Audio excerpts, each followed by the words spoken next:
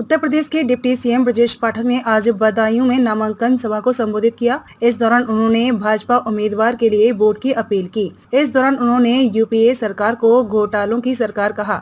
साथ ही उन्होंने कहा, मोदी सरकार में नए भारत का निर्माण हो रहा है। डिप्टी सीएम ब्रजेश पाठक ने बदायूं क्लब में नामांकन सभा को संबोधित करते हुए कांग्रेस की यूपीए सरकार पर जोरदार हमला बोला। उन्होंने कहा कि यूपीए सरकार में देश में बड़े बड़े घोटाले हुए हैं, चाहे वह 2G हो, कोयला हो या फिर अन्य कोई घोटाला। इस सरकार ने खिलाड़ियों तक को नहीं बख्शा और कॉमनवेल्थ घोटाला कर डाला। आज देश के मोदी जी के नेतृत्व में नए आयाम स्थापित कर रहा है और पहले की सरकार में आतंकवादी हमले होते थे। आज नया भारत पाकिस्तान को घर में घुसकर मारता है और सेना का जवान सकुशल बाघा बॉर्डर से शान के साथ भारत लौट कर आता है। यह है नया भारत। मोदी सरकार नए भारत का निर्माण कर रही है।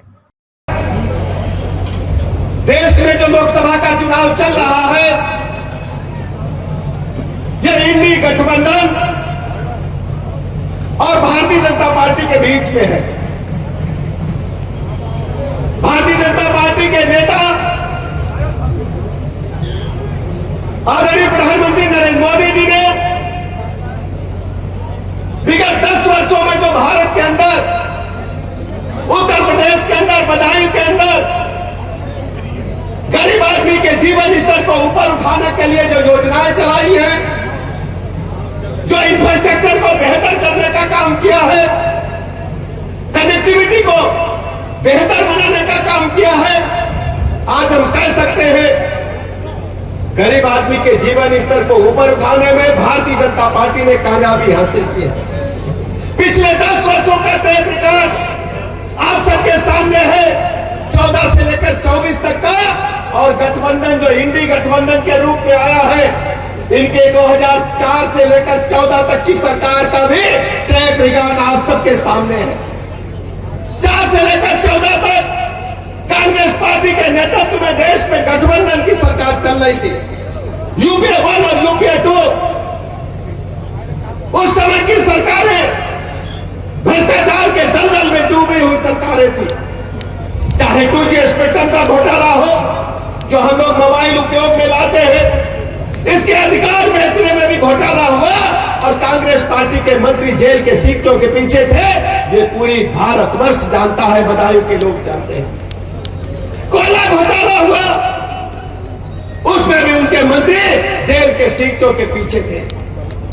सबसे बड़ी चुनौती तब आई भारत के सामने जब दुनिया भर के खिलाड़ी, कॉमनवेल्थ देशों के खिलाड़ी, भारत के खिलाड़ी दिल्ली में इकट्ठा हुए, कॉमनवेल्थ गेम हुए और उसमें भी घोटाला कांग्रेस पार्टी के नेतृत्व में हुआ, तो खेल मंत्री भी जेल के सीटों के पीछे चले गए।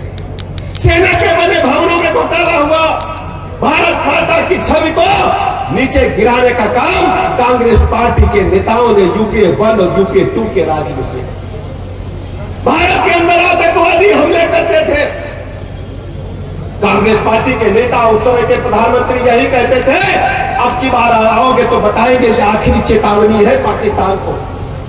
लेकिन आज हम कह सकते हैं 10 वर्षों के अंदर माननीय मोदी जी के नेतृत्व में देश ने दुनिया में अपनी प्रतिष्ठा को कायम करके साथ साथ भारत के गरीब आदमी के जीवन स्तर को भी ऊपर उठाने में कामयाबी हासिल की। जब पुलवामा में अटैक हुआ, आतंकवादियों ने पुलवामा में हमारे जवानों पर अटैक किया, तो मोदी जी की 56 इंच की छाती थी कि पाकिस्तान में घुस करके आतंकवादियों के कैंप को ध्वस्त करने का काम भारत की सेना ने किया।